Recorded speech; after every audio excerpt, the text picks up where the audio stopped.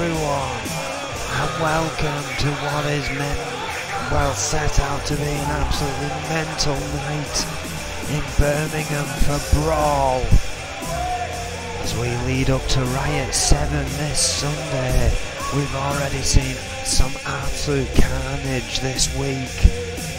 Some unforgettable events, the pin cell match last night, the submission cell last night, and well, I'll tell you something, the craziness is set to continue here.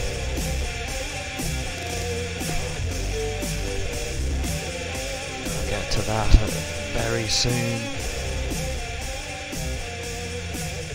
After kicking things off with a rematch. Jeff Collins, the trainer from N.E.W, versus the Prodigy, who's been rising fastly here in the N.E.W.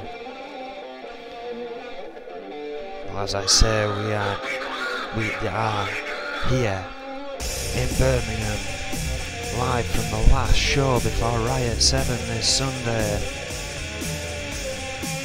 What a looking at the card we already have.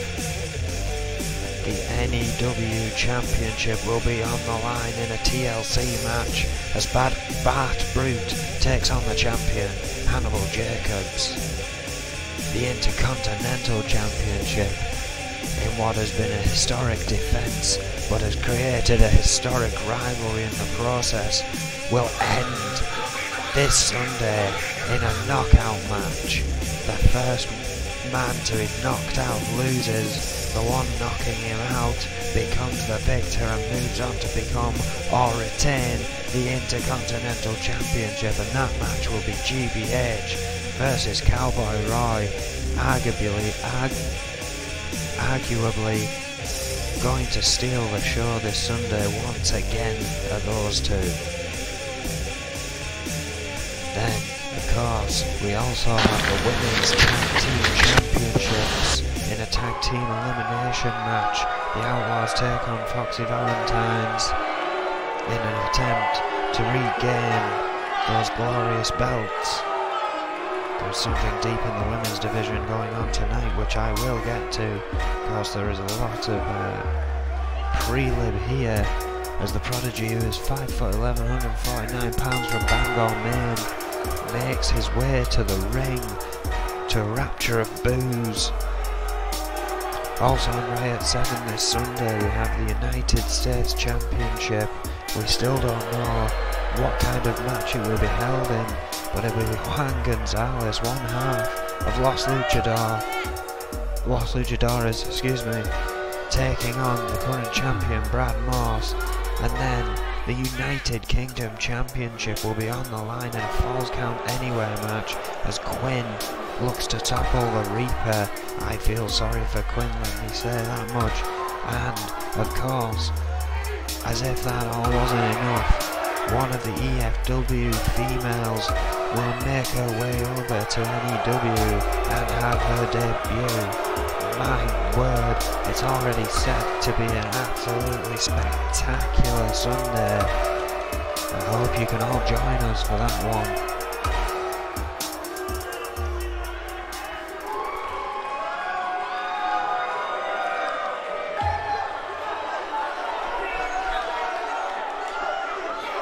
And well, as I said, this is a rematch from last night. Jeff Collins was happy with his performance, wanting another shot at the Prodigy.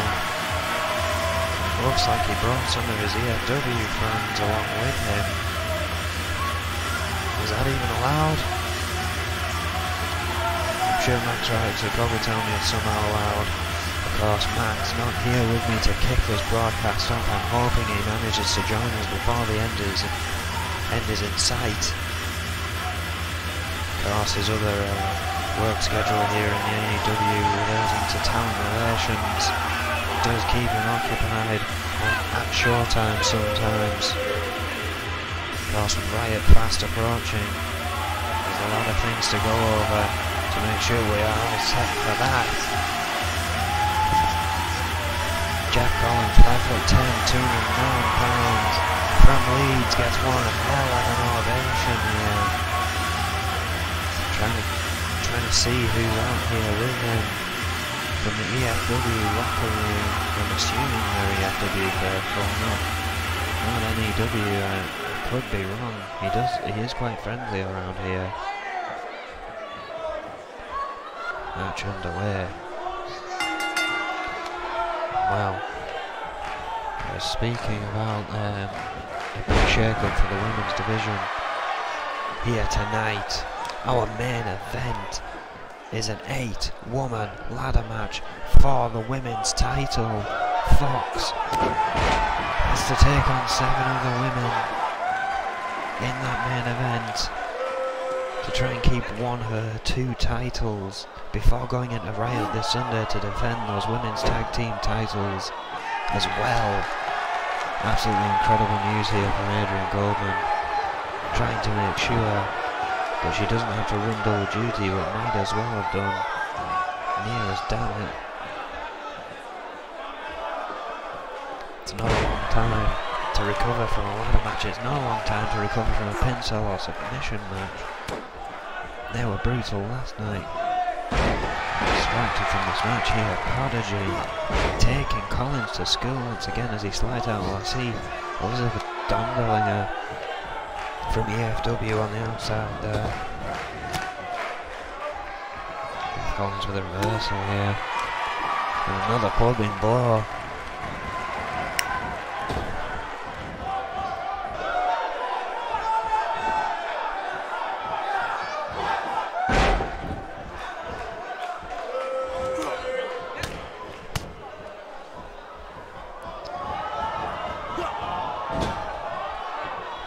Prodigy again, taking it to Jeff Collins here. Perhaps the ring rust is still firmly in place for Collins, because we know he can go.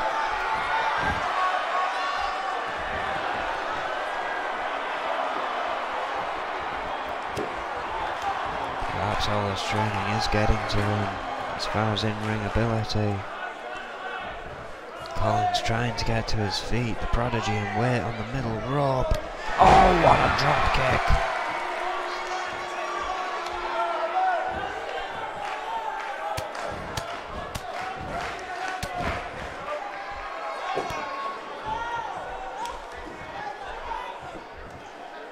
Underlinger not happy about this. Personally been trained by Jeff Collins for quite some time now.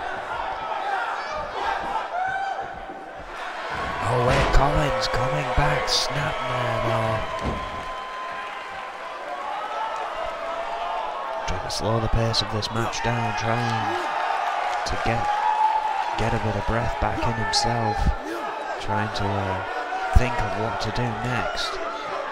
But the Prodigy again, trying not to give him time, fighting out of the hold.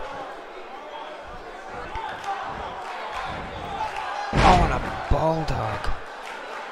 Now it looks like, speaking of bulldogs, it looks like the dog is out here with him, and I think that's Dallas Rage on the corner of the screen there.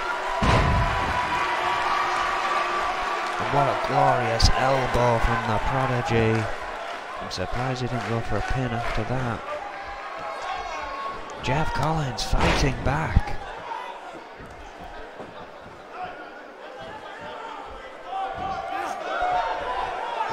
Big backdrop in the centre of the ring, looking to get back into this, but again the Prodigy very fast dodging.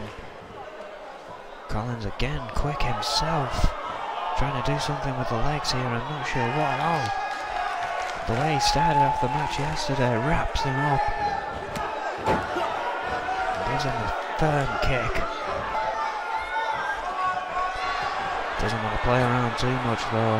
I mean, that's what the Prodigy did, and he's makes sure to make people pay for it now, as people did with him.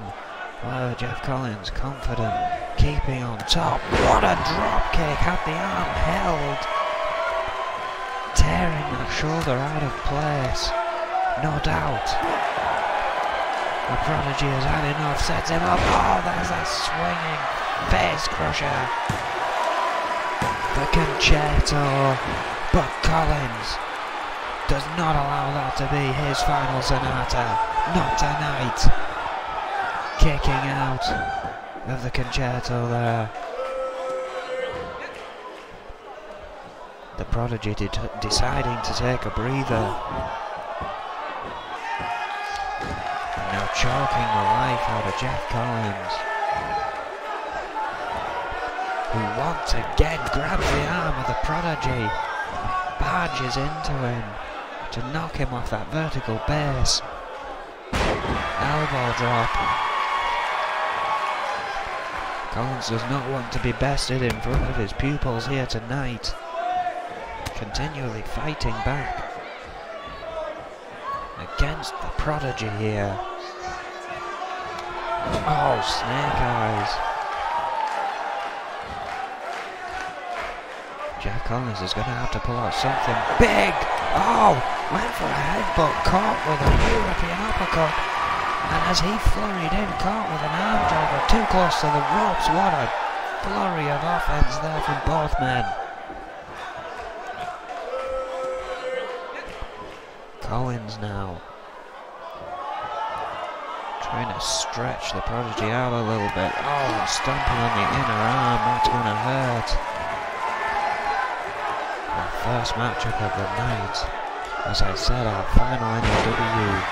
show before Riot this Sunday. Of course, E.F.W. have the next 2 nights to wow you.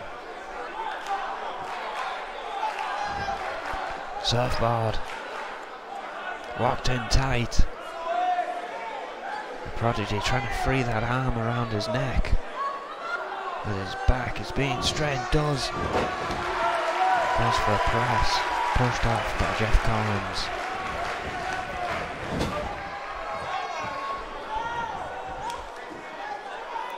Students of Jeff Collins from the E.F.W. locker room are looking on as the Prodigy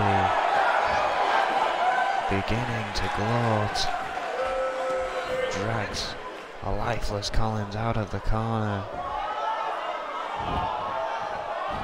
going for a pin. Only a 2.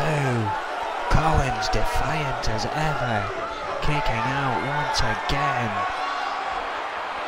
Prodigy perhaps asking, what the hell do I do? A lot more than that. Jawbreaker from Jeff Collins, fighting back once again. Gets the headbutt this time. What a furious headbutt that was. Gloating, wasting time now. As the Prodigy is getting to his feet. Catches Collins, who was stepping off the turnbuckle. Oh wait. Oh yes, gets the suplex. Collins should have gone for a cover or followed up with an attack. It's all well and good to gloat, but you've got to be confident that your opponent has sustained enough, and I do not believe the Prodigy sustained enough. Almost got a 3. Collins still hanging in there in our first matchup of the night.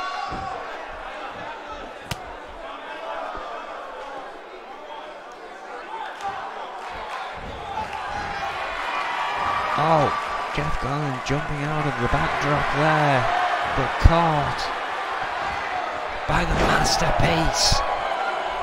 Well, that could do it right there. Incredible maneuver. Oh, and then drives the face of Jeff Collins into the mat. Jeff Collins still struggling to his feet. Concerto number 2.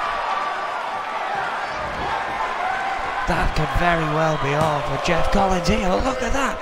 Dondalinger grabbing Mike Shatopa. My word!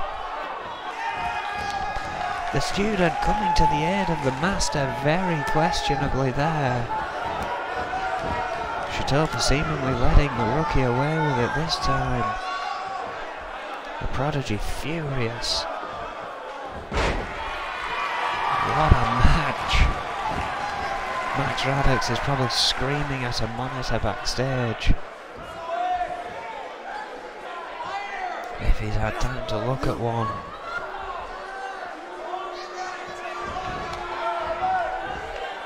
Some very technical wrestling there. Head holds for both men. Headlocks rather. Prodigy coming out the better, it seems. Oh! Hanging. Jeff Collins off the top rope with a guillotine there.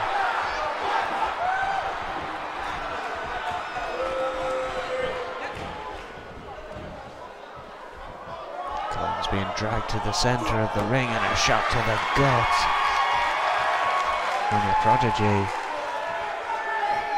who seems to have garnered the favour of this Birmingham crowd here tonight, but using the ropes for a pin. Not this way! Not this way! No! The Prodigy cheating to win over defiant Jeff Collins. I can almost believe that this one is not over by a long shot. The Prodigy victorious over Jeff Collins, both of them. Wow, Jeff Collins getting a little assistance from the outside.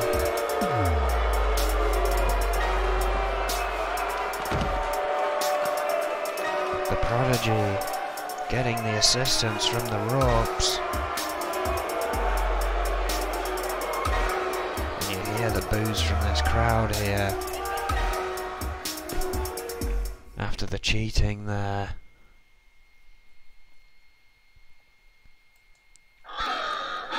Disgraceful, but not unsurprising from the Prodigy.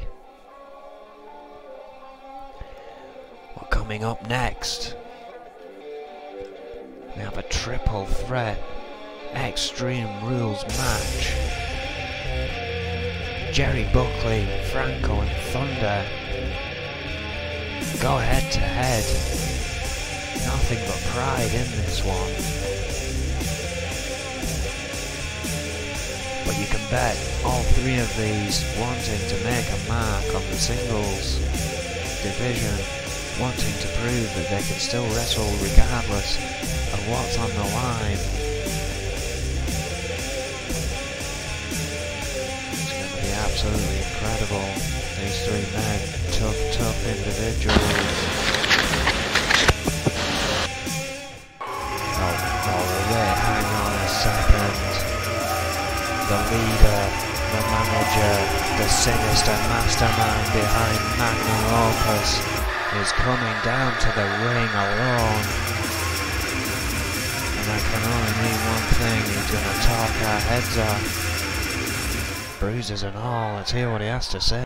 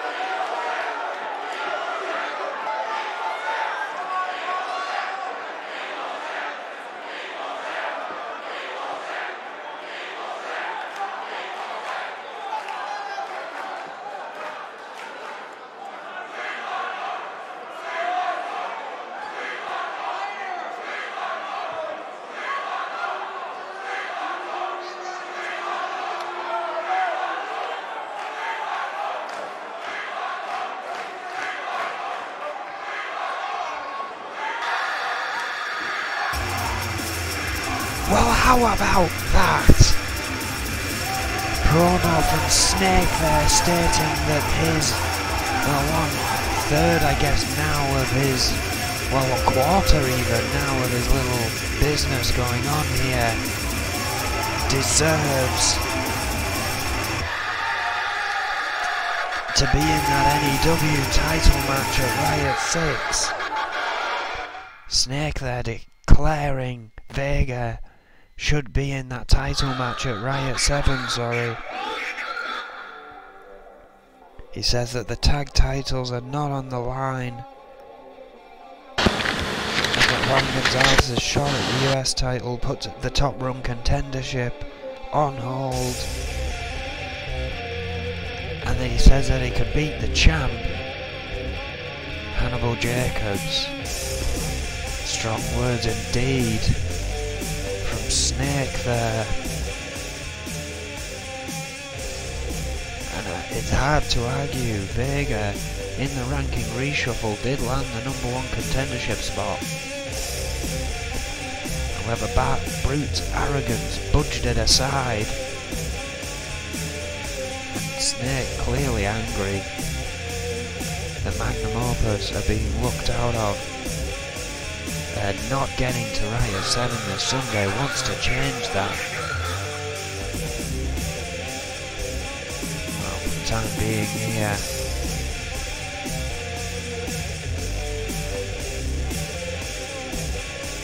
We are going back to that triple threat I was talking about. Franco, Jerry Buckley, Thunder.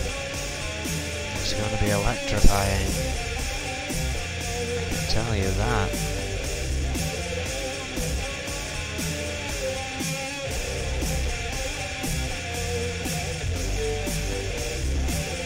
What a match. And I'm still in shock. I mean, I wasn't expecting to see Snake out here. I was kind of expecting it to be about Rick Weaver's losses and saying, oh, they don't mean anything, something like that, but no. He wants Vega to get a title shot. How about those apples, ladies and gentlemen? Well, I guess we'll have to wait and see how the boss responds to that one. Meanwhile, one of his former associates, Jerry Buckley, 5'11", 220 pounds from Hollywood, California. Yes. Leaving the $1 Million Corporation, shocking everyone. Still trying to find his feet in the solo. Well, in the solo scene. And well, what a way to get adjusted. Franco, one half of the crew, former half of the tag team champions, former Intercontinental champion, former two-time TV champion, 6 foot 248 pounds, from Beverly Hills, California.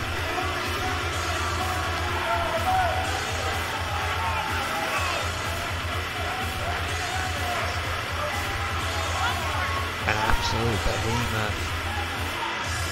Franco. This is Extreme Rules, ladies and gentlemen. Jerry Buckley, probably better in a one-on-one environment, probably better in a more sanctioned match. Of course, N.E.W rules do mean even our one-on-ones are a bit stretched with some limitations befitting of cheaters. However, this one, road breaks don't matter, countouts do not happen, weapons are legal, pinfalls and submissions must happen in the ring for them to take effect. Well, for at least for the referee, for them to count. And here comes the third component. This extreme match you're about to witness here on Brawl. former two-time cruiserweight, former one-time hardcore champion. He knows what it's all about. 6 foot 220 pounds from Phoenix, Arizona. Thunder has struck here in Birmingham.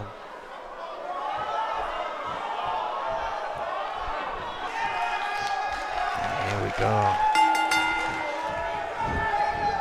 Franco interestingly going straight for Buckley. Of course, all three of these men fan favourites. We're not going to hear much booing in this match as Franco just goes to work with those uppercuts and vicious shots to Thunder as Jerry Buckley tries to get to his feet. Calling Franco for that initial assault and gives him a bulldog.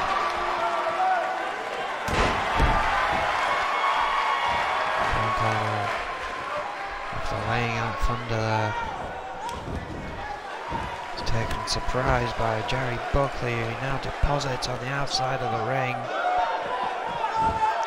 Changes his mind. Goes back to Thunder. Maybe seeing him as a tougher target here.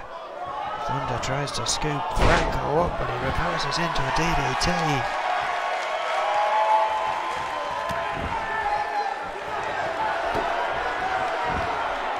Once again gloating here, although having delivered one move so far in this match.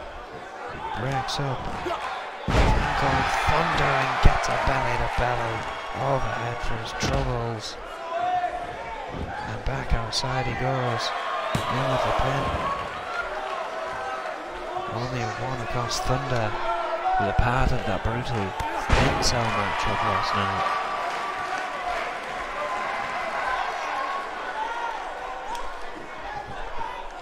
Franco exposing the top turnbuckle there in the top right. That could be troublesome later on here. As Jerry Buckley drives his head into the mat with a DDT, working on him with the knees now. Thunder takes a step back, slides out of the ring. Buckley noticing that he's up. Follows him out there.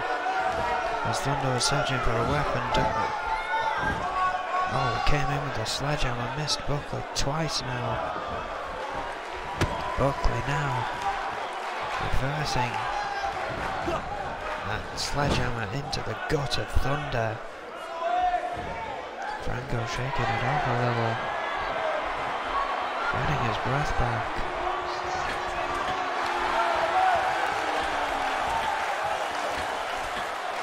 What's this? Superplex!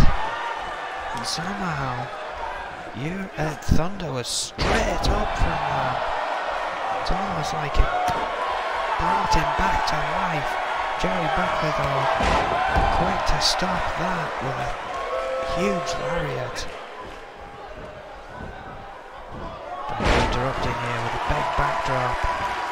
Turns his attention to a groggy Thunder.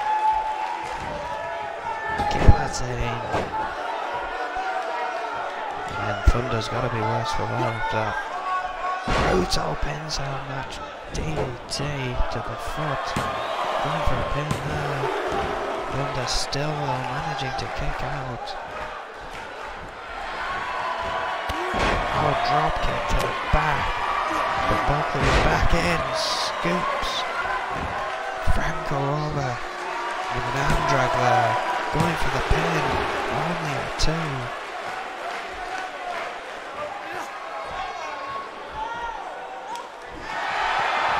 Franco too quick there. German suplex. He's held on. I believe going for a trio. He does. Number 2 there. Thunder taking a step back as the third one is inflicted. And Jerry Buckley. Thunder now coming in against a weakened Franco. It's going to have taken a lot out of him for that. Thunder now looking to do some more damage here. Second rope. Here's Thunder on his back. Oh my word, Michinoku driver from the top rope. At least from the middle. Franco coming off the top. slam, but Jerry Buckley getting the better of that. Oh my word! That could very well have put Thunder away. Going for the pin. Franco to his feet. Oh, breaks it up in the nick of time. That was a 2.9 if you ask me. Oh, atomic drop. Jerry Buckley is feeling this is his time to shine. This is only the second match here, ladies and gentlemen. This doesn't even mean anything. This is just for glory, just for pride. And Buckley wants it all. Oh! Didn't quite hit Franco there, I don't think. Flew over the top of him. Realises now as Franco delivers the Franco slam. Franco slam to Thunder, but Buckley is back in. Franco cannot capitalize on what surely would be a 3 count right there. Buckley instead.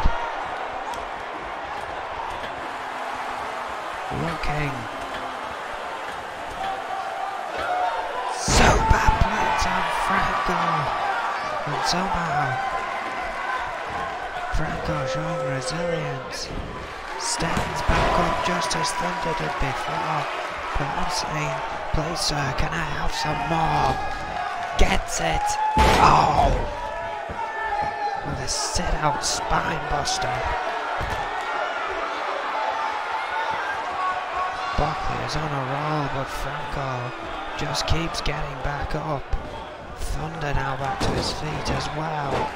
Delivers Jerry Buckley to that exposed turnbuckle that Franco took the pad off earlier. I knew it'd be back in play. What a flying drop kick. Cannonballing all of his body into Franco and choking the life out of Thunder. He managed to roll over.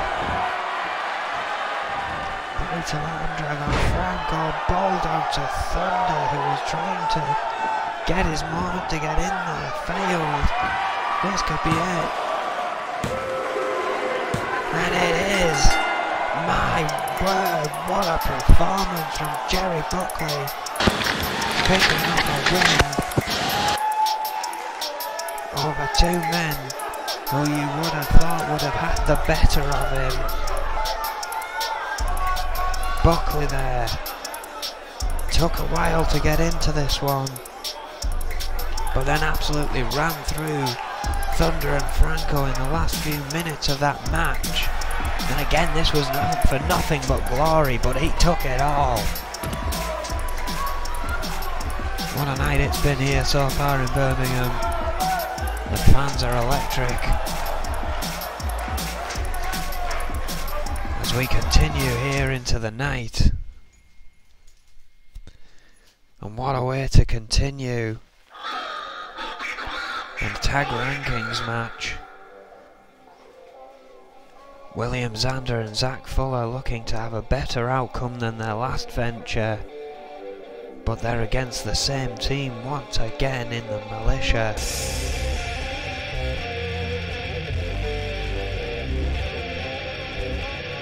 Neither of these teams, of course, William Zander and Zach Fuller of Zander Enterprises newly formed, so not really having a chance yet. But neither of these teams have picked up gold yet here in the N.E.W. as a tag team.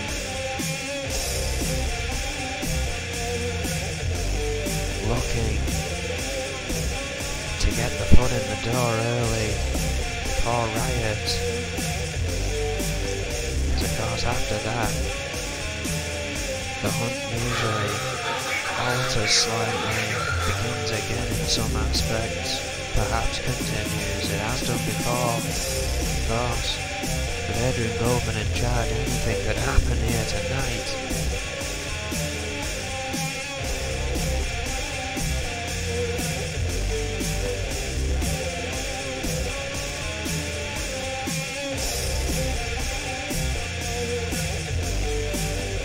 Xander and Zach Fuller here setting up to face off against V and Kevin Cannon.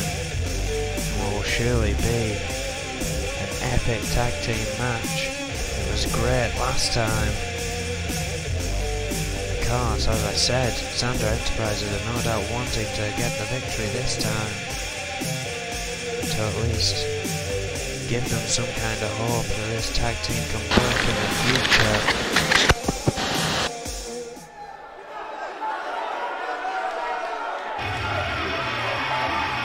And here they come. Xander Enterprises.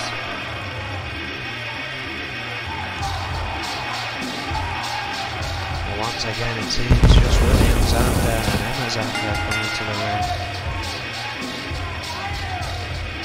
Perhaps Zach Fuller doesn't like the entrance music, who knows?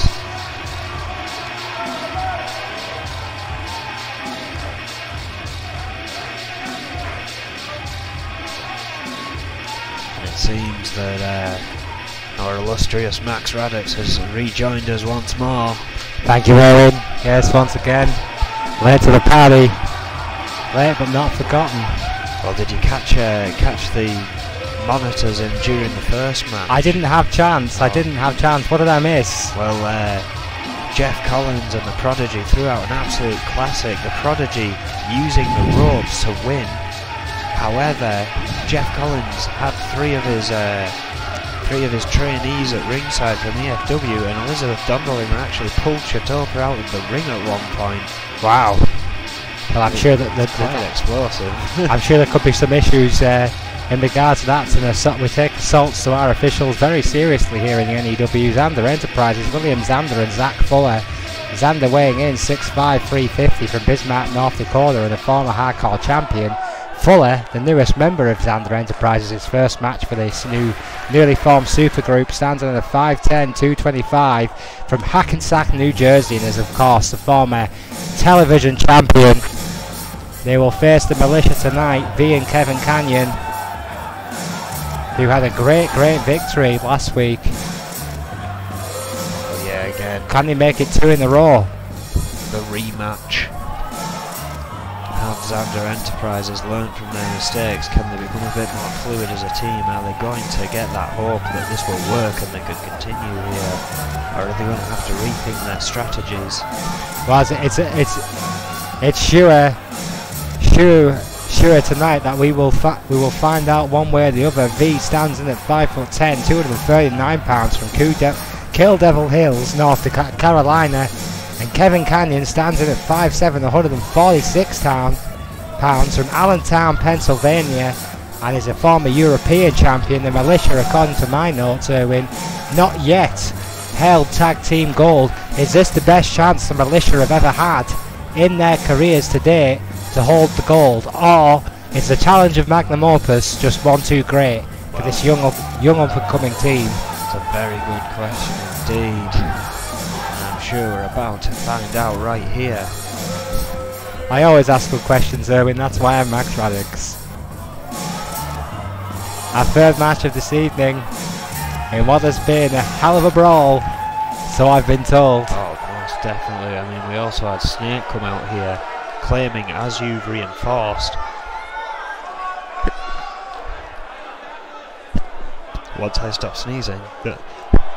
Bless you. Wow, what an opportune time for that to happen. That Vega is indeed the #1 contender and deserves to be in that title match. He says the tag team titles aren't on the line, there's no reason for him not to be at Riot. Juan Gonzalez, of course, has an opportunity at the US title, which puts the tag team titles rankings on hold, if you will, as they are one of the 2 tag teams at the top of the rankings. Oh, standing Uramagi by William Xander. Way to kick that match off. My word, that is a kick-off with authority by Xander. He also says that Vega could beat the champion. No messing around there whatsoever by William Xander. Absolutely brutal there. Completely brutal by the former hardcore champion William Xander. Oh, belly. Gut wrench. Overhead. Tremendous move by Xander. Kick off this matchup.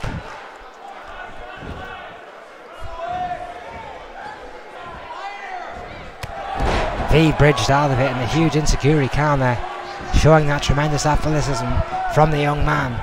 Chokes Xander out. The Militia with a big hill to climb tonight, Erwin. Well, this match last time was very back and forth, and of course they managed to capitalise right at the end. I just can't see the Militia beating a team like Xander Enterprises 2 nights in a row. I know William Xander and Zach Fuller, and I know both those men will do their homework coming into this match, and that could mean a very long night for Double K and V. Well, without a doubt, Xander Enterprises, oh my word, Xander Enterprises will have gone over strategies probably all night long. While Kevin Canyon, who is now the legal man with that planting DDT on the outside, has took immediate control here over William Xander. Shatopa has already initiated the very liberal 10 count. Mercifully, he's recovered from his earlier assault, showing just why exactly he is the toughest official in pro wrestling today, Owen. Mike Shatopa. Oh, what an insecurity by Kevin Canyon. Taking it to V, this count continues. If William Xander isn't careful here, and Kevin Canyon for that matter, both these men are going to end up getting counted out here. On Nate. Oh. Still not in the ring. Oh. Just batting his head against his partner's shin. Oh my word, the Militia. Well, that's a tactic the crew have possible used in the past. Moment. You're right, the Militia got this one right out of the crew's playbook. There we go, you see Kevin Canyon repeatedly running William Xander into the knee, face first. To William Xander into that knee of his partner, and for the second week in a row, the Militia have beaten Xander Enterprises. Zach Fuller didn't even get a tag in that time. What a shock, what an emphatic victory here for the Militia. Didn't waste any time. Questionable tactics, but hey, questionable or not, they got the job done. Questionable or not, Erwin, who won the match? Who won the match? Well, the Militia won the match. Exactly, in the history books it will go down that the Militia won this one. Well, coming up next, ladies and gentlemen, after the controversy of that tag team match, we have an IC rankings reshuffle match, our ranking reshuffle of the night, and our loser will faces a reseed for Brad Moss's as he is currently United States champion. Well, that's big. The spot that Brad Moss would have is up for a random reseed. A tremendous opportunity for the two men involved tonight. Well, yeah, of course. Yuri and Blaze. They're going to go at it, and I well and truly feel sorry for my buddy Blaze. I mean, Yuri was in that pin cell match, if I'm not mistaken. However, Blaze was in that brutal submission cell match and nearly came out the victor. He's got to be hurt. Well, I know he's hurting. Well, neither of travel with him, moaning. Neither of those guys are going to be 100% after those hellacious cell matches. Oh, wait a minute. Well, if this isn't a pleasant surprise, maybe coming out here before GBH gets a chance tonight. Well, absolutely. You can bet your bottom dollar that this will concern his long-time nemesis GBH in their upcoming knockout match at Riot 7. Let's hear what the icon, the cowboy, has to say at Brawl.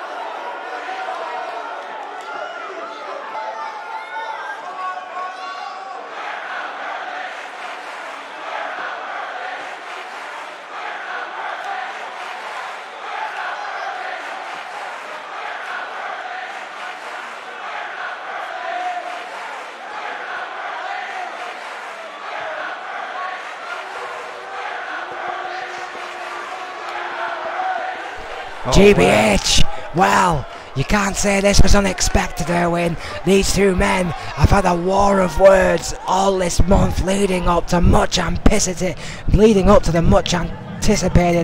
knockout match at Riot 7, and GBH has got a thing or two to say, should I say, my word, get my teeth in, against the Cowboy. I cannot wait for that match, Erwin. It's going to be a classic. Let's hear what GBH has to say in response to the Cowboy.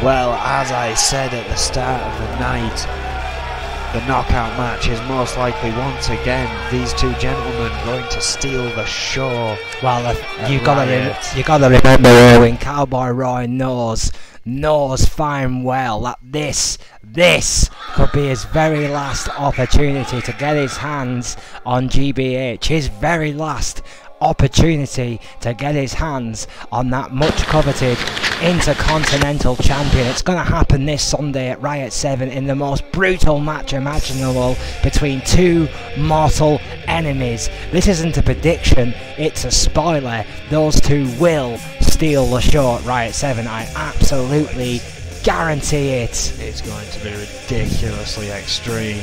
I can't wait to call it. It's going to be an honour to call to see two icons of this business, two icons of this company battle against each other one more time. Yuri and Blaze coming up next in an Extreme Rules matchup. I hang on. Should be a great match, Erwin. I've got Adrian Goldman talking to me in my headset. It seems that Snake's going to get his way here. What? Well, at least if he can pass a test here tonight, Vega, in the match before our main event, will take on Hannibal Jacobs, and if he wins that, he gets to go to Riot. Yes! He gets to join Yes! that N.E.W. championship Justice match. has been done! Don't believe this. Justice has been done! Snake has struck again! Goddamn, at least, thank God it's not just Rick Weaver, at least there's an actual explanation, some fathomable reason that he gets this opportunity. Remind me next time I renegotiate my contract to give Snake a call. That guy is a master businessman, Erwin. What he's done for Magnum Opus is nothing short of sensational. Well, we saw Yuri's tag team partner not too long ago in a triple threat. Well, remember, ladies and gentlemen, the loser of this match will face a reseed for Brad Morse, as he is the current United States champion. So they will immediately get in at the number 6 ranking for the Intercontinental Championship, which is a great advantage to one of these men tonight, Yuri or Blaze. Yuri, a former tag team champion and a former 2-time United States champion, 5'11", 232 pounds, a Russian bear, all the way from Moscow. Of course, a proud member of the crew, tagging with Franco, the nephew of Olympic gold medalist Kurt Angle, for a long time now. Well, Yuri is an absolute thoroughbred and has been wanting to establish himself as a single star, to cement his status as a singles wrestler, should I say. I mean, he does have 2 United States Championship runs to his name, Erwin, but an Intercontinental title reign would surely solidify his status. Well, perhaps so, but he's got to go through Blaze, and he might have an easier night than he would any other night after that hellacious submission cell match. That's a tremendous point, Erwin. Blaze, certainly it would be arguable to say, had the worst of the 2 men in that hellacious submission cell. He was the last one to submit. You've got to give him credit for that. Oh yeah, Blaze Blaze was the only man to beat him, and that is a master technician right there. Blaze went all the way in that submission cell, surprised a lot of people.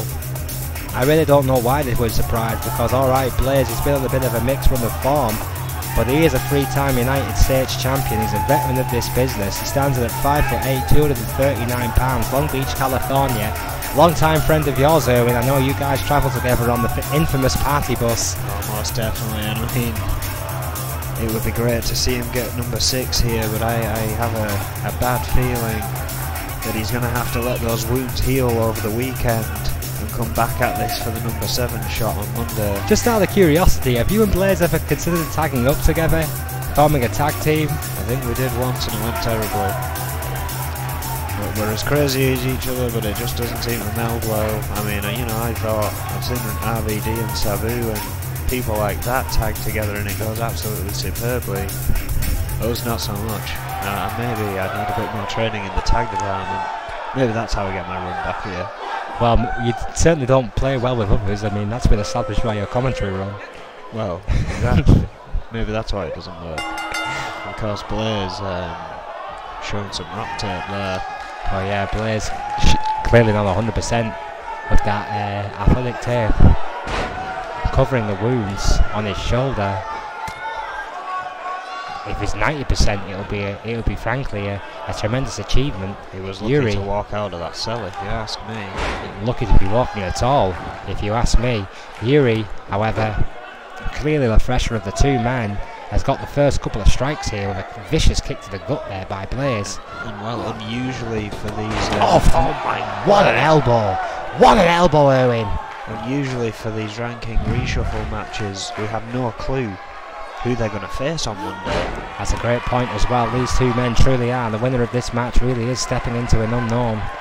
Yuri with a gut-wrench suplex in complete control. Snap suplex to follow up. Blaze is in trouble early on in this matchup. Of course, we've seen people like Marty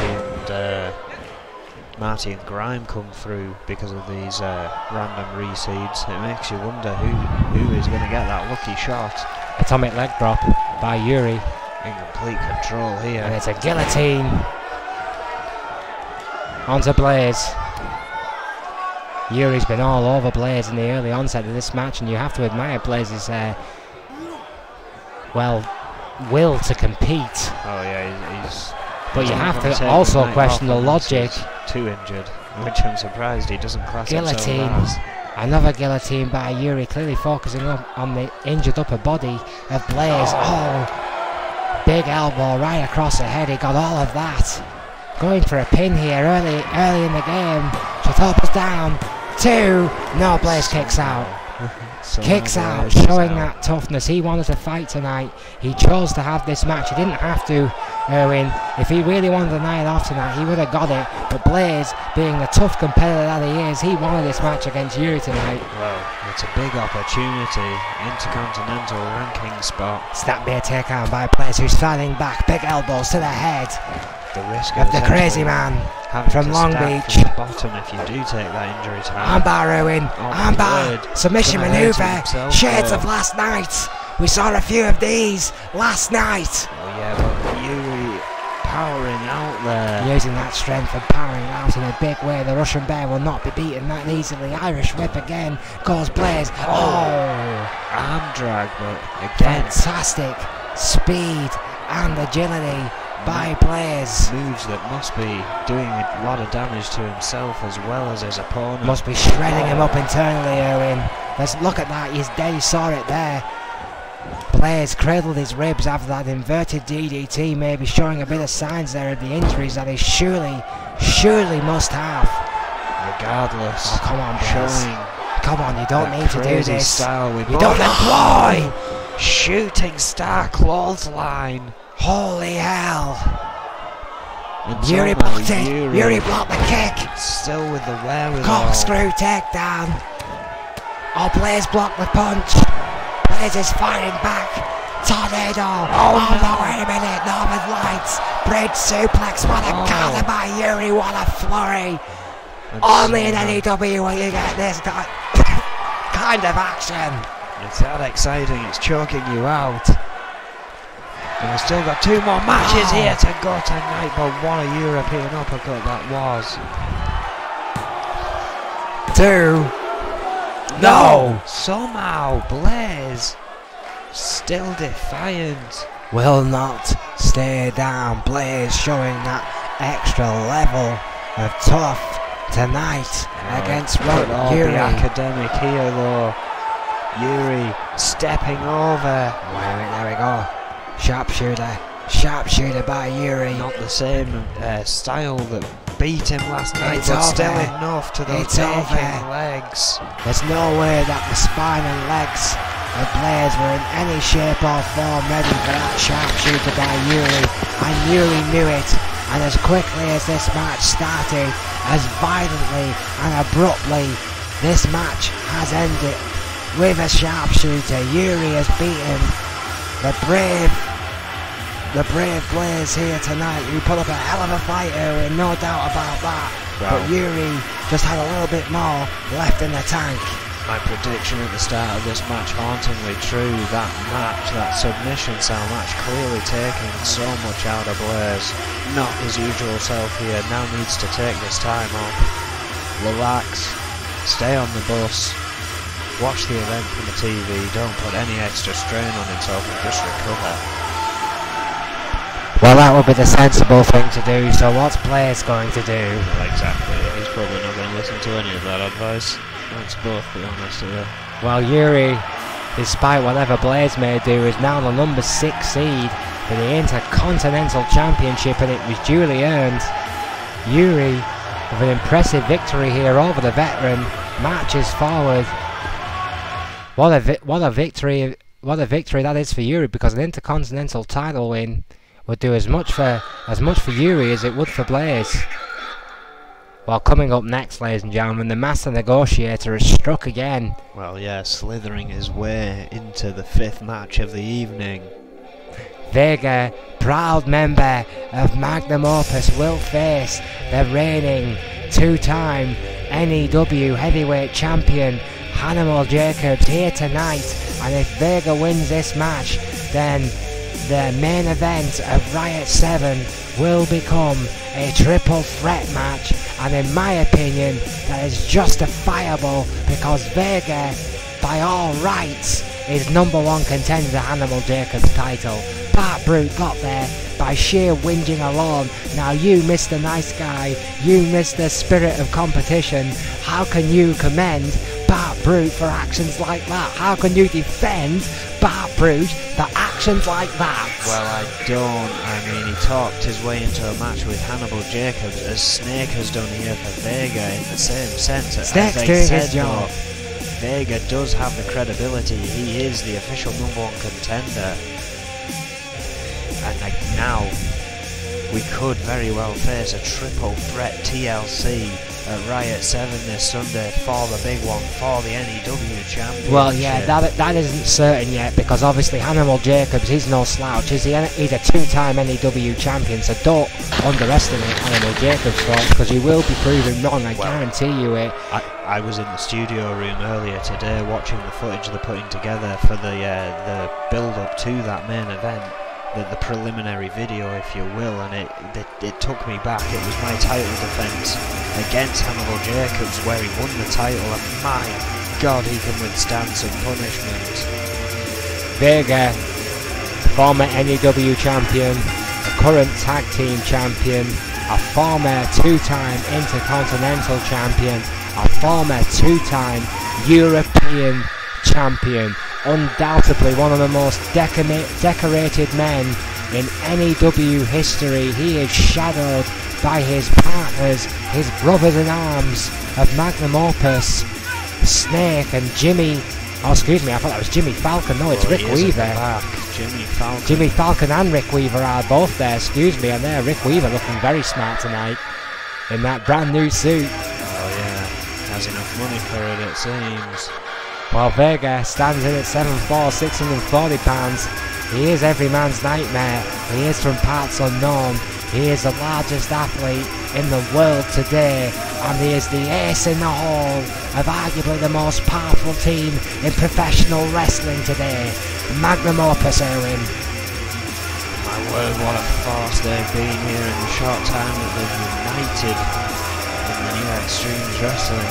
I mean, Vega has been here a long time, an absolutely deadly force in his own right, but never played with others until Snake came along and teamed him up with this new upstart Rick Weaver, and this is the result. And what they did was make history, Erwin. What they did was change the game for tag team wrestling in the history of N.E.W. But I tell you what, this match does confirm, whatever the outcome tonight, this match confirms that Snake is the master negotiator here in N.E.W. He clearly has a personal relationship with our CEO Adrian Goldman, and you have to wonder what advantage that gives Magnum Opus in this match, because how many times has it happened now, Erwin? How many times have Magnum Opus been given an opportunity that people would kill for? Well, not only that, but win or lose, the champion here tonight is no doubt going to sustain some horrific injuries at the hands of Vega leading up to Riot 7, which is going to put that title in jeopardy even more. Well, Hannibal Jacobs rides alone to the ring tonight. The two-time N.E.W. champion, a former TV champion, as I said earlier before, stands in at 6'2" and 355 pounds from Albuquerque, New Mexico. This elaborate new entrance, all of the best for our world heavyweight champion. What a victory it was. It shocked the world. No one expected Hannibal to do it. Only Hannibal believed, and Hannibal was proven right. He still has something to give to this business. And right now he stands at the top of the mountain. Hannibal Jacobs is our world heavyweight champion. Whatever you think of this guy, kooky entrance or not, he's one of the best wrestlers in the world today. Well, hands down. Let's hear it from the guy he beat. Damn right, he is the best wrestler in this business today to have that belt around his waist. He's held it for only 25 days so far. And my God, what a defense he's got in store for him. 112 days in total, of course. He has been a champion before. His first run was pretty phenomenal, 87 days. Could be looking for a repeat, maybe breaking his own record here. Of course, beating the injured Red with the N.E.W World Heavyweight Championship. The man that you put out of action. Arguably, could have put out of the business, Owen. Well, we've not seen him for quite some time. I hated to have to bring that up the other night, but of course that incident with Casey Judge was rather heated. It's not over, of course, until Adrian Golden gives me that damn match. I was expecting it here tonight. Seems they're going to have that kind of pull anymore without that belt. Well, that's what that belt can do. That's how important it is. I could talk to Adrian if he wanted me to. No thanks. Well, Jacobs has a tough match here tonight in the lead up to this Sunday. He has to beat the behemoth to keep him out of the title match. Hannibal and Vega. Oh my word! Dear Lord, what a drop kick. The athleticism of a guy this size and that weight, just, it terrifies me every time I see it, Owen. Every single time. Pretty to watch at all. Big knee to the head of Hannibal Jacobs, and already seconds into this matchup, the champion is in trouble. Jacobs fighting back, showing that tenacity, showing why he's champion. Club to the back, which took the giant down, which gives you an idea of the force of that blow.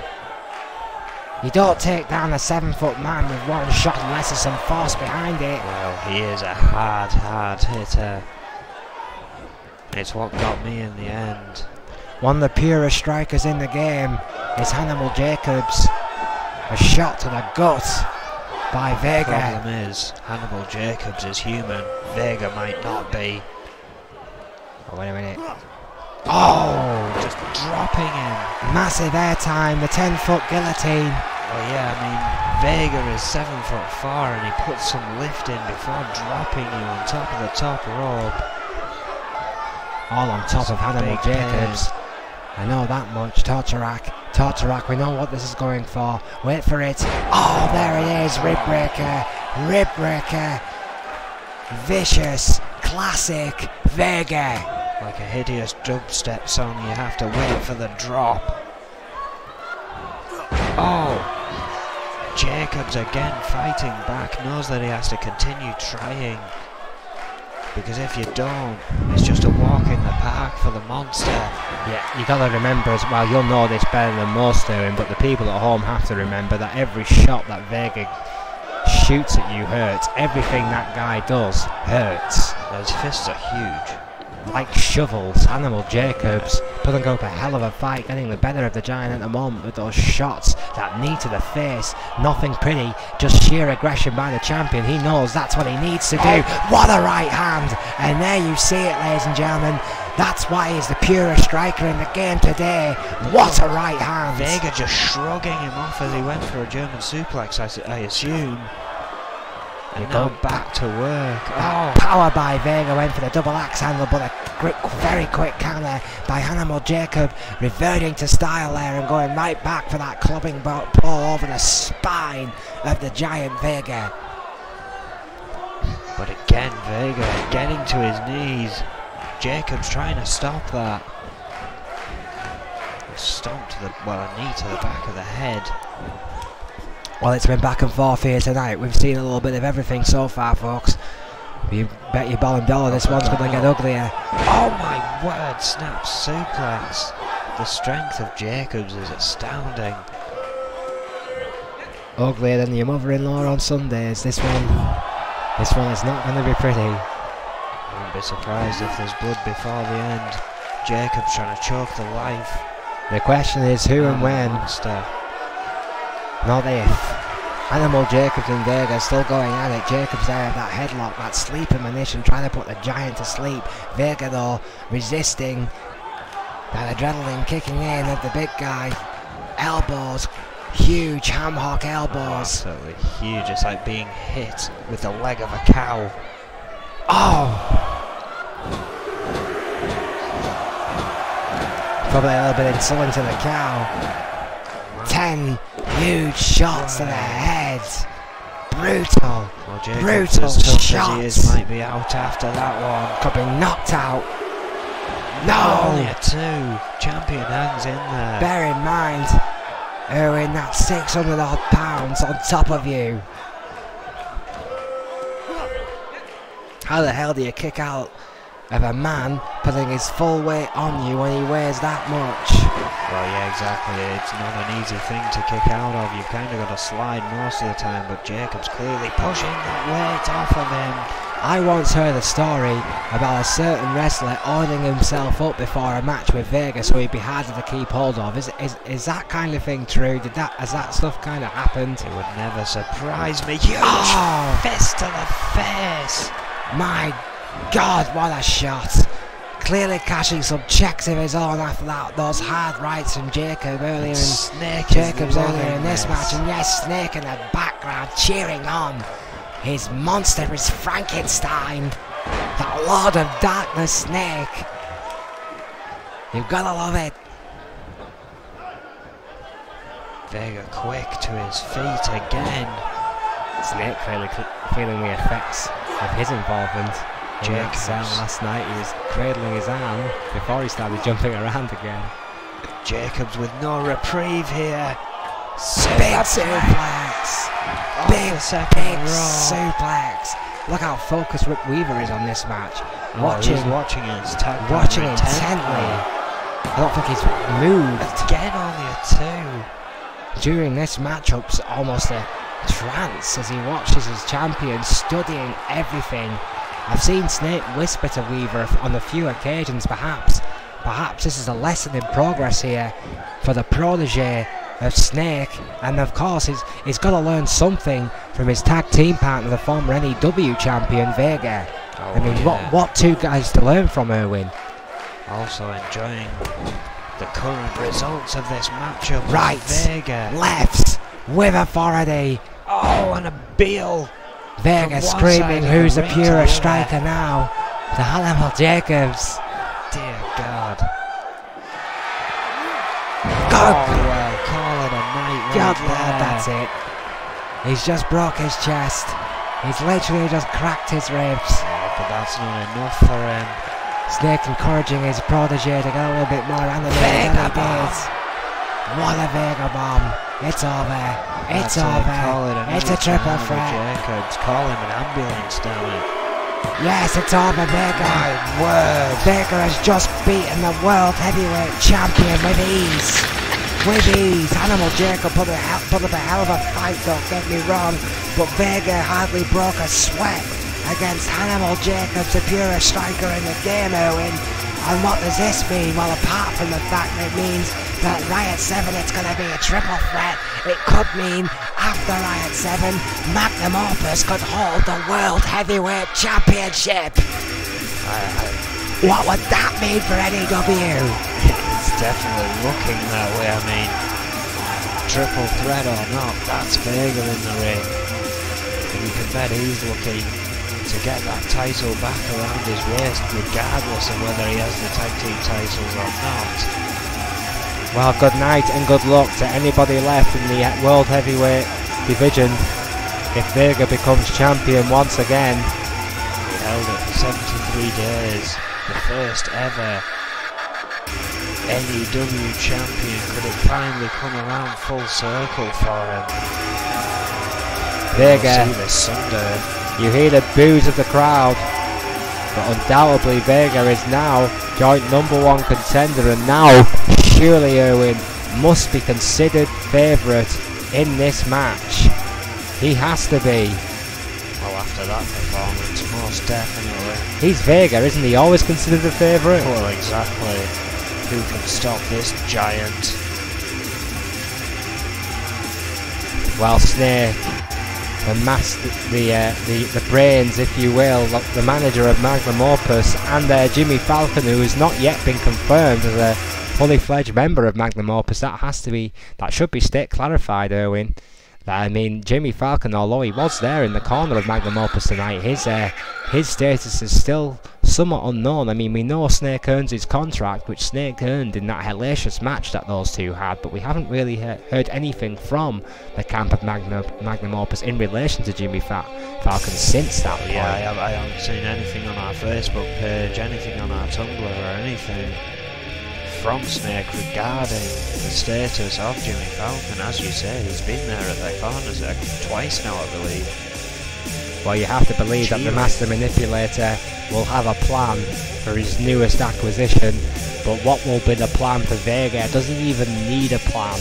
I mean, is Magnum Opus' plan with Vega now let Vega be Vega? I think so. I think it's as simple as that. Vega will just be Vega in a triple threat. I mean, somehow he's got to climb a ladder. I guess now they've got to find ladders that can support. Well, one thing is certain, ladies and gentlemen, Hannibal Jacobs and Bart Brute will have to think quickly about how they're going to deal with that monster in that kind of matchup. But coming up next, our main event tonight, if we had not yet seen enough, we have a match for the ages. It is for the Women's Championship, the N.E.W. Women's World Heavyweight Championship, and it is a 8-woman ladder match. I mean, what more could be said? Fox is in trouble. She's got her women's tag titles on the line this Sunday. She's got that to think about. But Adrian Goldman's solution to her not wanting to run double shift that night is have her run one of her shifts tonight. She defends her title against 7 of the most prestigious women in that division. Well, Fox knew the possibility of her running double duty when she elected to go for the tag team titles, and now you see the effects of her being a dual champion. Psycho Sonia, a former women's champion in her own right, and the former tag team champion, of course, with the Outlaws, current tag team. One of those four in that elimination tag on Sunday. Can the Outlaws get those titles back from Foxy Valentine? Oh, absolutely. Fox and Nancy Valentine, of course, Fox made history becoming the first dual champion here in N.E.W. The Outlaws, however, made their own history by being the first ever women's tag team champions, which is something that no one can ever take away from them. Definitely not, regardless of the result at Riot 7. Riot 6 was their night when they made history as women's tag team champions. But again, the question is, can they do it again? Well, not if this lady has anything to say about it. I can tell you that. Here we go. The assassin has arrived. Now a proud member of True Force. The 2-time women's champion. 5'5", 132 pounds, from Memphis, Tennessee. In my mind, one of the best women champions of all time, Alice Young. Well, what a competitor this lady is, Erwin. She did hold it for a phenomenal amount of time, putting people out left, right and centre. To the Tennessee chicken wing. I always do that. Must be a certain brand of chicken that makes me do that. In total, 97 days as women's champion. She was 3 days short of becoming a centurion. Alice Young. Psycho Sonia, in her only run, 122 days. That is impressive. Alice Young wants desperately to get that title back. and that Tennessee chicken wing, although one of the most deadly submission maneuvers in the business today, will not help her tonight because she has to climb that ladder to win the title. Well, TLC is how she lost it, so how fitting would it be that she regains momentum in an 8-woman ladder match? Well, Sonia Jackson, a 2-time women's champion in her own right, 5'3", 126 pounds, Essex, Vermont. Psycho Sonia, the other Psycho Sonia. You always do that. I'm 53 days in total as women's champion. Well, so keep this up as they come in, because it is quite interesting. Again, a lot of prestige in that ring. I think every single woman in this match has been a women's champion at least once, Owen. Well, the exception, should I say, of Akane Mitsuda and Nancy Valentine. Akane Mitsuda, as far as I'm aware, is the only woman in this match who has not yet held a title in N.E.W. Well, that's true. A very new recruit, of course, to the N.E.W. coming from the F.W. I knew your stat monkeys were there, but correct me if I was wrong there. What do we pay those people in? Is it bananas? Perhaps. I don't cover their payroll. CAC in the house. Cole Albert Clemens, a former women's champion, 6'8", 274 pounds, the original monster, Manchester, England. What a competitor, what a champion she was as well. Well, yeah, and she had a good 56-day run, defending it left, right and centre. Fighting champion, Owen. Most definitely. Cole Albert Clemens would love to be at the top of the mountain. She had a bit of a hiatus, fell out of love with the business, lost her smile for a little while, but when she come back, Owen, it was like watching a whole new competitor. And she defeated Diana Simmons last night, which earned her this spot in this match. Otherwise, True Force would have been able to work as allies, at least for a brief time. But that is not the case here tonight. No, it is not. Tonight it is every woman for herself. The first woman to climb the ladder and get the briefcase will become women's heavyweight champion. And well, another interesting dynamic of this match.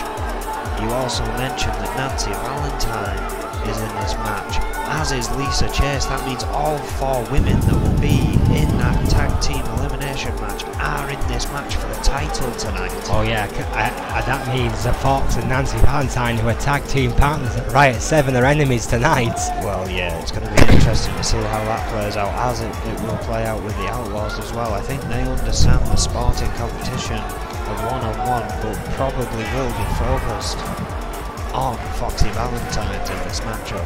Well, Akane Mitsuda, the Empress, the veteran of New Japan, the biggest opportunity today. Tremendous opportunity for Akane Mitsuda. Has had a mixed run of luck since she's moved up to the big leagues here in N.E.W. Had a tremendous run in the F.W.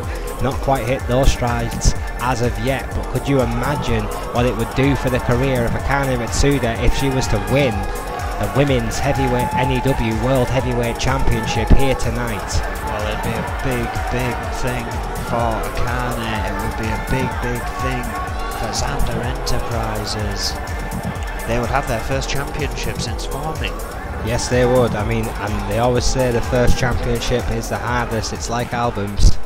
Because, as you said, Akane has not held any gold here. The only woman in this entire matchup, I believe, who has not held a title here in N.E.W. before. Is that an advantage or a disadvantage for Akane Mitsuda? Well, only time will tell, I believe. I think it most certainly makes her the underdog, regardless. Well, Akane Mitsuda has been the underdog for half of her career, and it's never stopped her before. And here is one half of the current women's tag team champions, Nancy Valentine, a tremendous competitor in her own right, and I can guarantee you, ladies and gentlemen, there's nothing wrong with this lady's ego.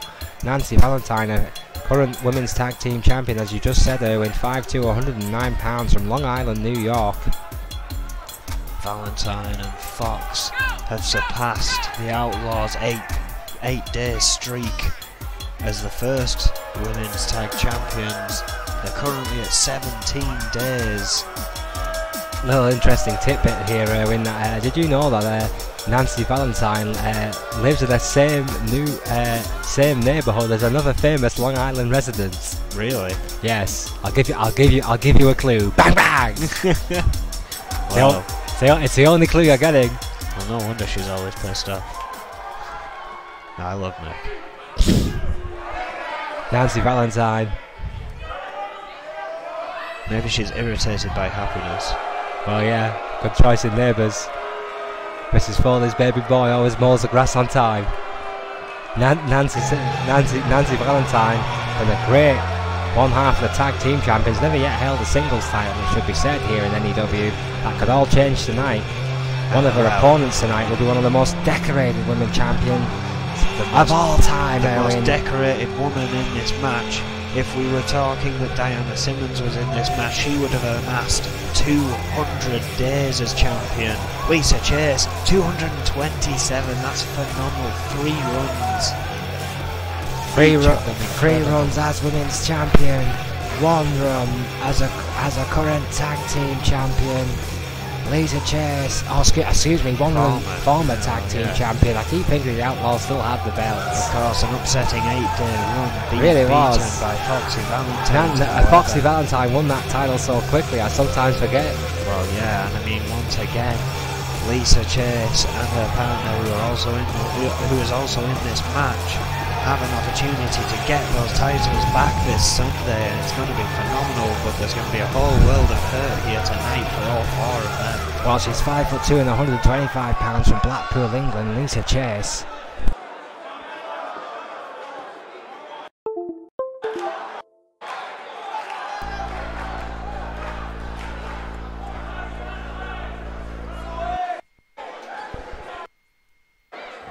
Well, we await the arrival. Technical issues from my end now. as on the other end of the current tag team champions, from Foxy Valentine.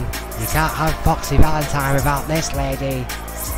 Well, and in her first women's championship run, she has amassed 54 days already. And will yes, she make it to 55? Ladies and gentlemen, to answer your question, she wrestles as good as she dances. The Fox, the current women's champion, the current 1/2 of the women's tag team champion, and the history-making, trailblazing Fox, 5'5", 132 pounds, from Pawtucket, Rhode Island. And as far as total days go, that means she has beaten Sonia Jackson. She has beaten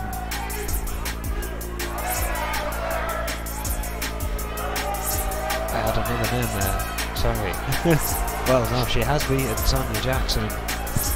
Alice Young.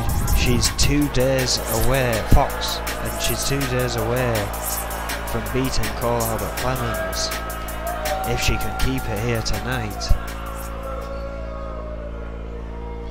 Of course, Alice Young would love to continue her run and try and get her total days up to a 100. I believe Alice Young's first run was only 42 days, so I'm not sure. Well, yes, in first run, yes, 42 days. To be the first run overall.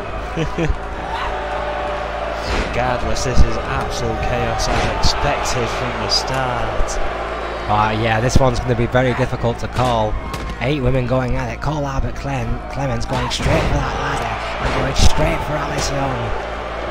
2-3 shots with that ladder already. Alice foolishly going down the rabbit hole into a whole world of trouble. Big knee to the face. The assault continues on the outside. Off. Absolute carnage on the inside. Interestingly enough, the Outlaws seem to be working on separate targets, not targeting each other. The same goes for Nancy Valentine and Fox. You gotta wonder how long that will last. This is every woman for himself. I think once that this is ladder for the richest prize in our business.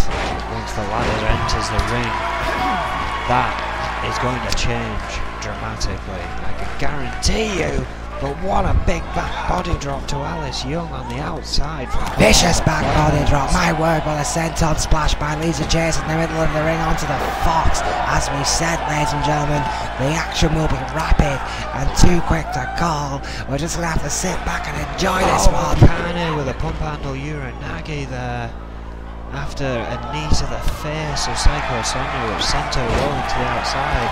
Lisa Chase rolling to the outside. Huge German suplex there by Akane Matsuda onto the women's champion, who's in trouble here after a couple of vicious attacks. The champion. I haven't seen much offense from her in this match so far. Flying dropkick by Akane Matsuda after that vicious German suplex, and she goes for a knee breaker, working on that, where she's comfortable in that submission zone. Akane Matsuda was ready for Sonya with that fireman carry flip.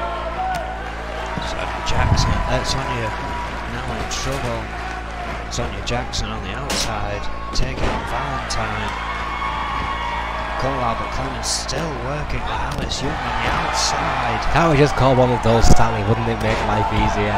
Probably would, but we're probably doing Adrian Roman. We'd have to have a match where he has to be called Sally. Oh my word, Akane Matsuda into that steel barricade. Oh yeah, a lot of carnage on the outside. My word, what a lariat there. One of these women. I think it was actually more of a crucifix there, Erwin.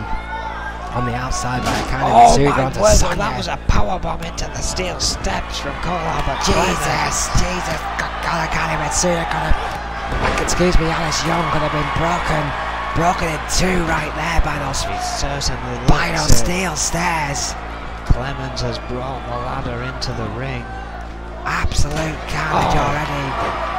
Cole Albert Clemens and steel ladders do not go together. She has been outright vicious, taking out anything that moves. Nancy Valentine on the top, going to the outside. My word, what an elbow! What there? Sonya fighting back with a leg sweep. Clemens looking at the title, notices Akane is up there. Akane and Cole Albert Clemens are on the ladder. What a face smash right on that ladder by Clemens, who goes for the top. Look at the height of Clemens, you can almost see the top of the clasp, Erwin. Oh yeah, Young trying to sweep the ladder up from underneath her. No look there. Clearly not enough on their own. Akane Matsuda too annoyed at Alice Young's earlier interference to bother even trying to save the belt. Going straight for Alice Young. Oh my word! Oh baby, no! What a suplex! Suplex right into the ladder that knocks Sonya and Clemens right off.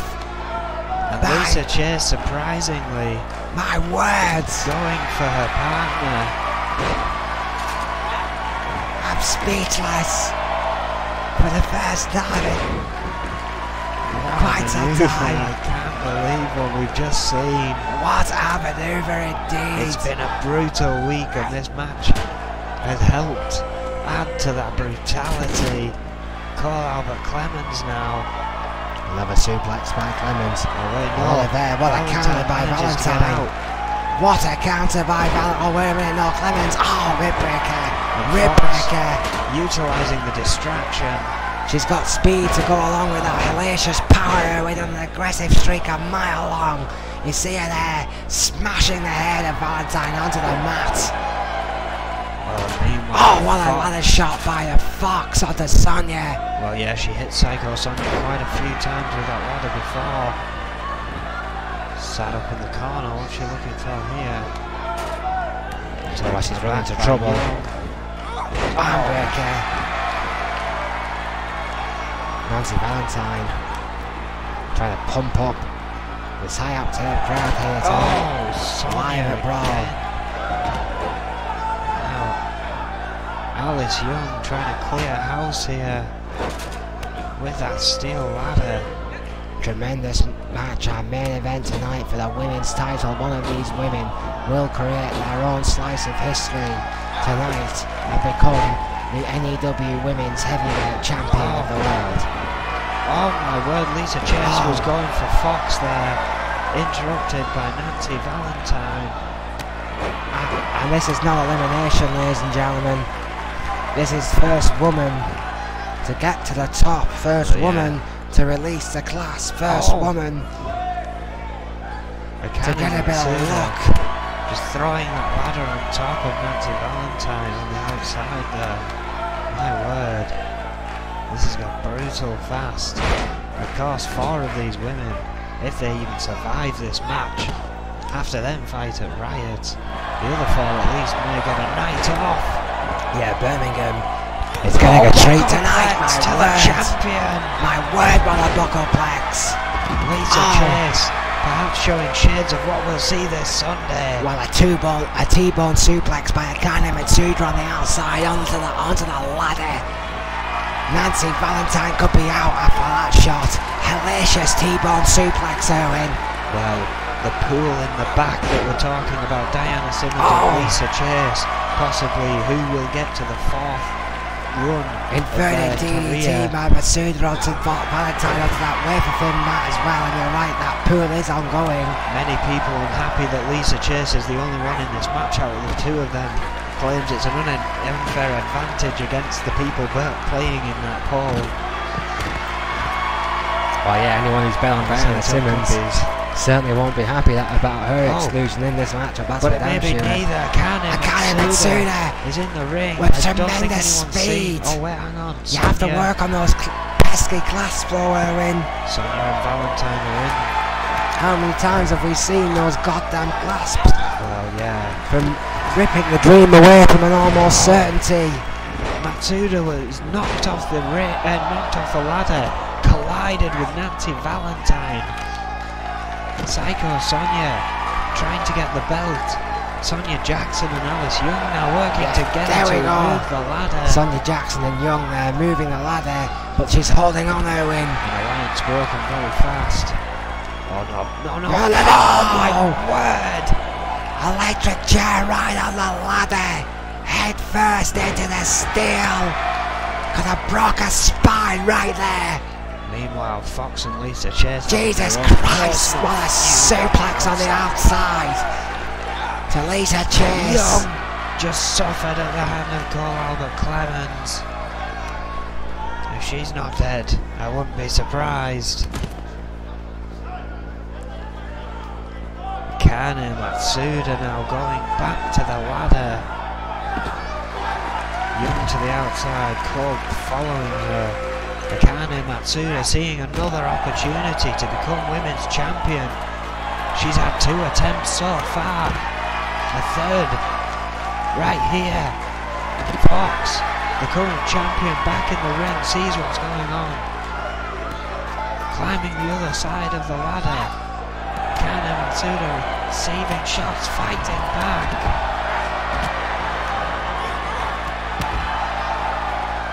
Fox fighting back again. This crowd coming alive. Akane Matsuda off the ladder. Fox looking to retain. Psycho Sonia in the ring. Alice Young back in the ring.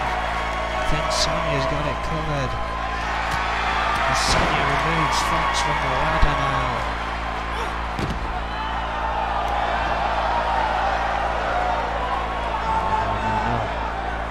Running neckbreaker. I thought she was going to go into the ladder with that one.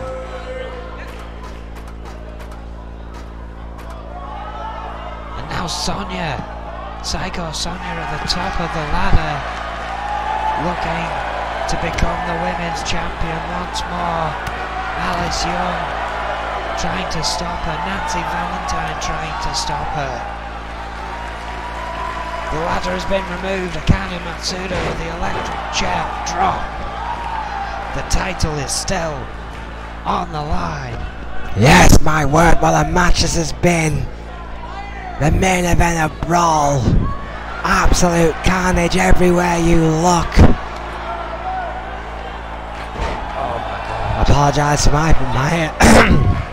my section of radio silence there, Owen. The technical difficulties continue on the headset. It's been such a rough couple of days. My voice is going hoarse. Wow, it's been so damn extreme. I keep saying I don't know if I'm going to make it to Riot. I might die of excitement before then. We've still got to see what EFW throw at us the next 2 days. No, I'm not sure. I'm not sure if my bells can take it. Lisa Chase has set up that ladder, and she's climbed to the top. My God, what speed by Lisa Chase! And she has the title in hand.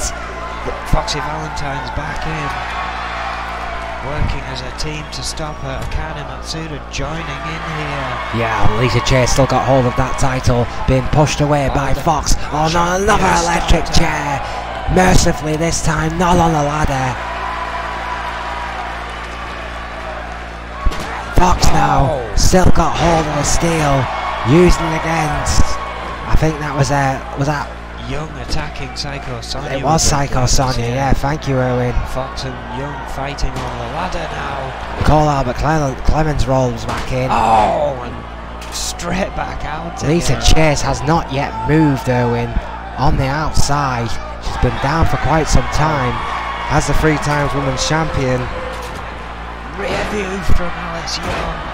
Oh, and Nancy Valentine throwing Sonya Jackson onto the ladder. Well, thank heavens, Lisa Chase is finally starting to stir a little, but she's clearly in a bad way. The favourite in this matchup is looking hurt, Erwin. So damn brutal. Akane Matsuda going for Cole Albert Clemens, clearly wanting to take out the biggest threat, no pun intended, in this matchup. Well, she's already had a match against her before here in N.E.W, and it did not go so well, perhaps getting some revenge there. Akane Matsuda clearly hasn't forgotten about that match. Valentine was going for the gold there, stopped quickly by Well, Sonya could you Jackson. imagine if Nancy Valentine won the women's title? Could you imagine if she was to beat her tag team partner and mentor, the Fox, here tonight? Well, Fox seemed very uninterested in the fact. Oh, Hurricane Man. Oh my word! The ladder buckled beneath Nancy Valentine, and she landed on top of it. Her body bounced off the steel of a sickening thud. Neckbreaker trapped in the ropes. What will these women do Fox with a for that title? My God. Now the Fox, the champion, can she beat all the odds and retain here tonight in this 8-woman brawl? Lisa Chase is finally up. I'm not even sure how Chase is moving, but she's up and she's battling with Fox at the top of that ladder. Those vicious right hands, and again by Chase. Fox counters. Second right. Chase fires back. The 2 ladies brawling her with 15 feet in the air. Oh, and Lisa Chase takes a tumble, but Sonya is right behind Fox. What a main event! Akane Matsuda has decided to take the match somewhat up the ramp. Alice Young now left alone on the top of the ladder as Akane makes a return to the ring. She's managed to get 3 attempts at that belt, non-successful. Yeah, Akane Matsuda, I think, has shocked the world here tonight with how aggressive she has been. Now helping Nancy Valentine to remove that ladder. Oh, Quick Alliance killed there. Of course, they've met before in the tag division. Still hanging on, but not for long. Alice Young, electric chair, barely missing that ladder. Mercifully missing that ladder by Nancy Valentine there. Akane Matsuda throws her out the ring quickly, but Cole Albert Clemens gets involved in that. And my word, what an Irish whip! That's just one way to eject someone aggressively from the ring. tossing Akane Matsuda out the ring. Look how far away she landed. Oh, the Outlaws are out of this match for a long time. Damn near through her now. 10 feet. Fox has just been struck with that ladder. Literally through her. Jackson has just been struck with that ladder. Jesus, what a Oh! Nancy Valentine flying off the top rope with a drop kick that took Albert Clemens out of this match. And Sonya Jackson and Clemens are both in trouble after that missile drop kick by Nancy Valentine, who has a ladder in hand and bad intentions. Chase with a longly distant return to this match thought better of it seeing a ladder in hand. However, is about to receive some punishment from Akane on the outside. No, not again, no, not again. Taking it to the buckle. Oh, God, what a power bomb. Lisa Chase She's got to have spinal injuries after this match. Oh, There is no belly to belly. The fight back is on. Lisa Chase with that inhuman will to win. Looking for the gold. And interestingly, Chase trying to stop her partner getting the gold here. Of course she is, Erwin. She's not a three-time women champion by sitting around and watching other women win. She will do anything, but she doesn't have the strength to push over the ladder on her own. She'll need some help, but meanwhile, her partner's on the other end. She knows she's going to have to climb it, and she does. To a fair fight on the top of the ladder. These two are going to try and get the championships, the tag team championships. The Outlaws battling on the top of the ladder. These two best friends. Sonya gets the better of Chase. The amount of abuse that Chase has took in this match, I'm not surprised, but what a tag team partner. Kenny Chase. I can't hear broken up. Feeling the fatigue of this match. Well, I think Psycho Sonya was an inch away from becoming women's champion right there. Once again working with Nancy Valentine to remove the ladder. Nancy Valentine and Akane Mitsuda removed the ladder, but again, Psycho Sonya holding on. Just swaying wildly up there. Nancy Valentine couldn't quite reach. Sonya now dropping due to fatigue. What a drop. Finally did drop from that ladder, but it wasn't for lack of effort. What a match indeed. Nancy Valentine with that guillotine-like maneuver onto Clemens, go outside to dance. Once again, Lisa Chase trying to get a little bit of energy, trying to get a little encouragement from this crowd. This capacity crowd live in Birmingham here tonight for N.E.W. Brawl. What a main event this has been for the women's title. Who will be victorious? Oh my word, with a sweeping kick to the face of Sonya Jackson straight into those steel steps. Shades of Wade Nelson with the insecurity heard around the world. Just took off the head. What a DDT by Fox. Tornado DDT off the middle rope. Action everywhere. Everywhere you look. Again, standing rear view. Fox fights back. Fox will not be beat easy. What an elbow. What a... The ladder has re-entered the ring once more. Foxy Valentines are standing. The Outlaws are not. Fox are planning that ladder into Chase. Again, signs of what we could see. Oh, absolutely. Wait a minute, Fox. Fox is in the middle. Looking to retain. All the women are battling each other. Has anyone seen the women's champion? Her tag partner has. Nancy Valentine. Nancy Valentine is heading to the ladder. Well, she's not exactly going as quickly as she could, is she? No, but as she sees Akane get involved, she decides she might as well. Now Akane got there. She was a little bit quicker. My words. Nancy Valentine as well taking a hard bump off the ladder. And Lisa Chase with not enough stamina to even whip Akane off the ropes there. Oh, I think that ladder was getting in the way of both those ladies there, causing an obstruction. Well, Nancy Valentine has been incapacitated by Cole Albert Clemens and that ladder. again, Lisa Chase is incapacitated, the champion. Akane Mitsuda might be unconscious on the outside. Well, yeah. Alice Young is back in. The match has changed. And the Sonyas are the wild cards, Erwin. The Outlaws are up. Foxy Valentines are down. Carnage everywhere. Absolute everywhere. The ladder. Are we missing a Sonya? Well, yeah, I haven't seen Sonya Jackson for some time now. And Sonya Jackson decided to go home. What a brainbuster DDT. She decided she's not winning the women's title tonight. Where the hell is Sonya Jackson? I don't know, perhaps recovering from injury on the outside somewhere. Well, there she she is. This has been a brutal Good match. call.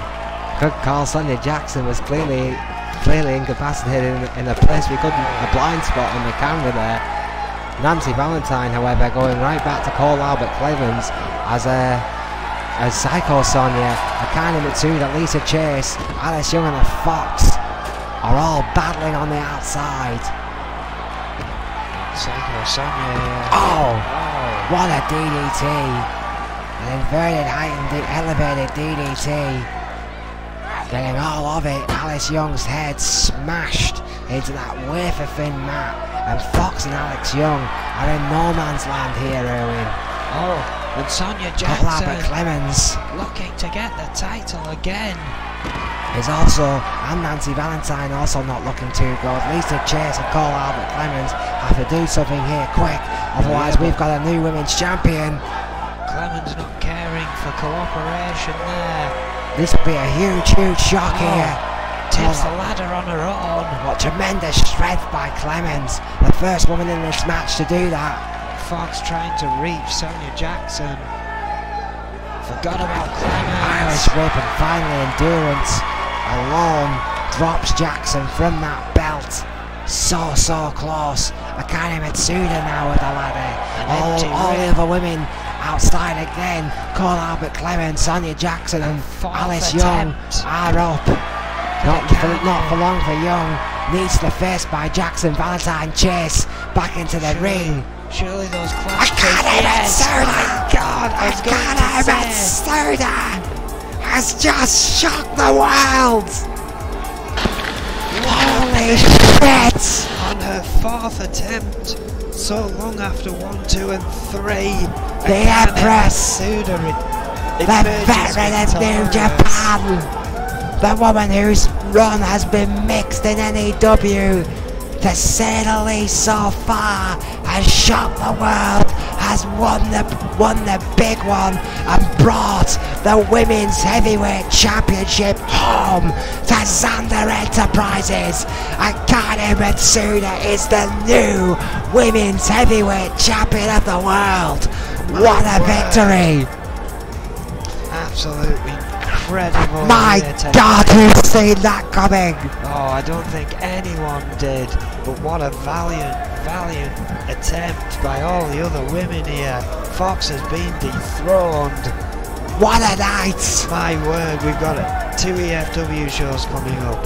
Then we have this Sunday Riot kicking off at midnight GMT. Yeah, you better believe this week is going to be off the page. That will end gloriously at Riot 7. Don't you dare miss any of it. Good night!